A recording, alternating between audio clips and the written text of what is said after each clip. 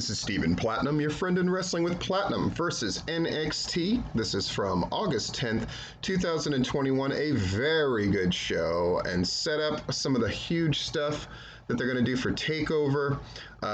Just NXT, again, you know, in spite of all the ups and downs and all that kind of stuff, the show quality remains utterly consistent, and it's just fantastic. Big, huge fan.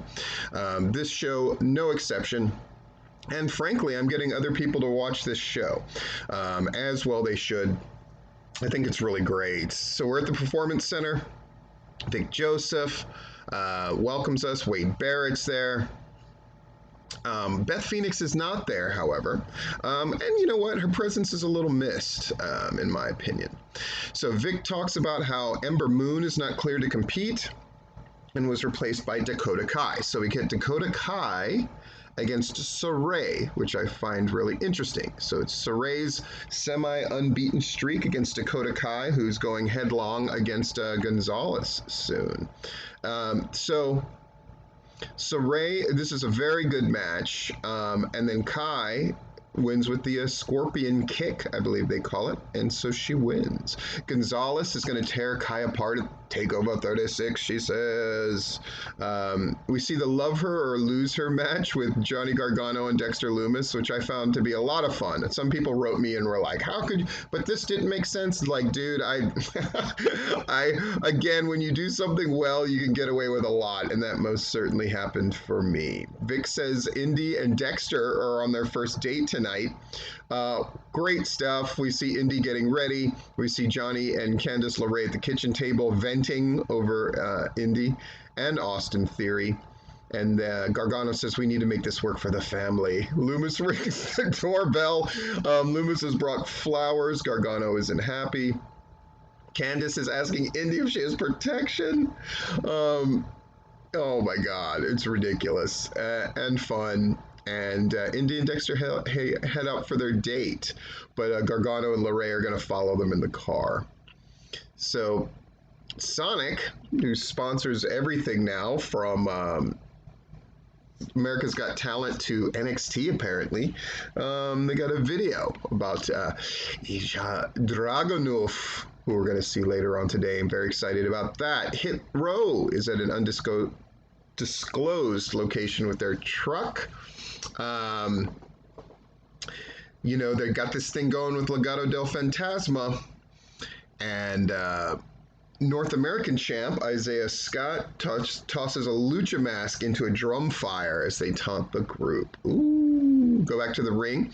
Here comes NXT UK superstar Dragunov for his debut on the brand. And of course, he's going to be taking on Walter. That's one of those matches you just don't want to miss. They never have a bad match. I don't expect him to have one here coming up.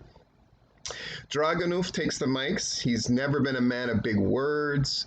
They pop for him, though. The fans do. And here comes Pete Dunne. Long and short of it is Dunne wants a match with Dragunov. For the main event, I'm all for that too. That should be a great one. Mackenzie Mitchell is backstage with LA Knight and his butler Cameron Grimes. Knight knocks Grimes for being a failure. He doesn't care what Ted DiBiase said last week. He goes on and says, Grimes, we'll see like what it's like tonight, etc., etc. We got the $1 Million Champ LA Knight against Andre Chase.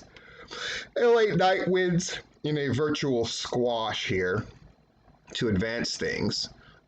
Here comes $1 Million Man Ted DiBiase. So the Knight says he's defeated Grimes twice, and Ted DiBiase should quit feeding lies into his head.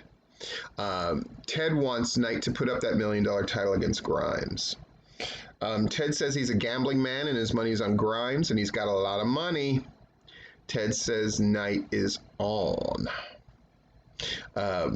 So in other words, the stakes are if Knight wins this match against Grimes, Ted will become his butler, not Grimes. Grimes doesn't like that idea, but Ted agrees to it. So cool. We get a vignette with Gigi Dolan, the once Priscilla Kelly, which is awesome. It's all about surviving and running through everyone else in the locker room. She says this isn't a 9 to 5, and she's going to dominate. She's not doing it alone either. Gigi Dolan against Amari Miller. And Dolan wins. Great stuff. Her finisher looks really good. And Jane is there, standing tall with Dolan. So that's who she's got with her. Kyle O'Reilly and Adam Cole are going to face off in anticipation of their takeover match. We come back from the commercial. We see Indy with Hartwell at a restaurant with Dexter Loomis. She orders a bunch of appetizers. Johnny Gargano's on a speaker.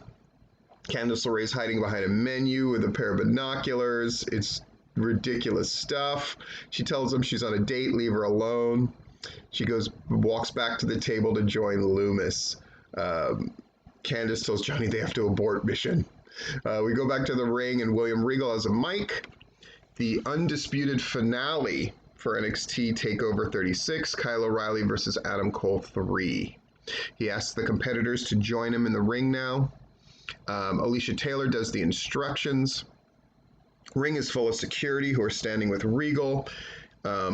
Here comes Kyle O'Reilly. Regal says their match is going to be contested under 2 out of 3 falls rules. They have a nice segment here, back and forth, right? They said the third fall will be held in a steel cage. And Riley and Cole yell at each other while security holds them back. It's appropriately big in scope, and it's nice. Ciampa and Thatcher are backstage. They talk about Dunn and Lorcan had to bring Ridge Holland to help them get a win, etc., etc., etc. So they're clearly building that thing towards a tag title match. There's, just like I said, there's a lot of work getting done in this show, and it's very well done. Get a vignette with Imperium's Barthel and Fabian talking about how they're here to protect the purity of the sport by any means necessary. MSK, who are the NXT Tag Champs, interrupt with a vignette of their own, mocking the promos by Imperium.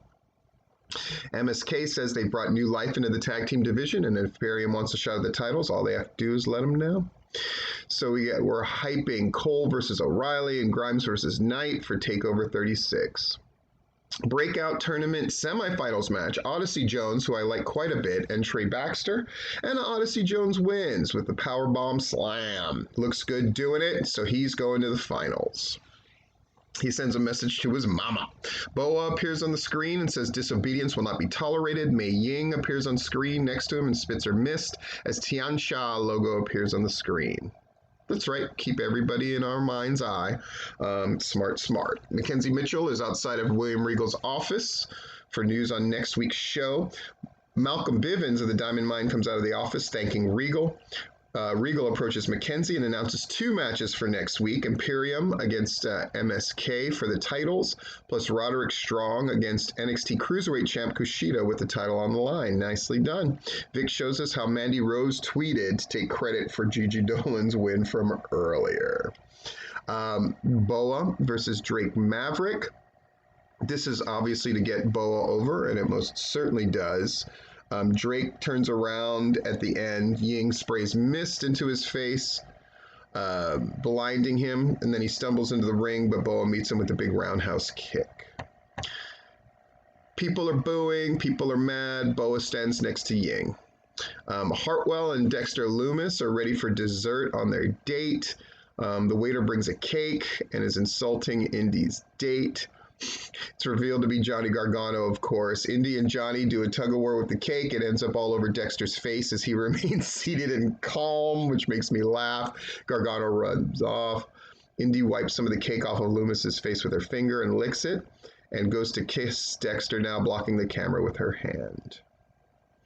The announcers lead us to a lengthy video package on the feud between Samoa Joe and Karrion Kross to hype their TakeOver match. TakeOver looks phenomenal. I mean, of course, that doesn't need to be said, but I'm saying it. It's really great.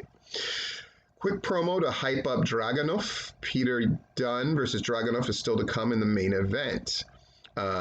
Back from the break, we get a promo for next week's Title Tuesday episode. Featured bouts: Imperium versus MSK for the Tag Championship, and Roderick Strong against Kushida. Again, they emphasize that. Dragunov versus Pete Dunne is freaking great. Go out of your way to watch it. It's a really fantastic match. It's really amazing. And at the end, Dunne takes advantage.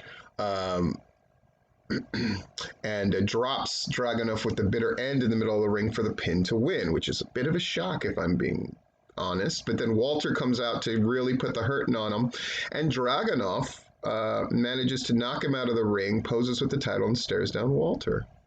Super cool stuff, super great show, surprises, things built up, all the stuff that you're supposed to do.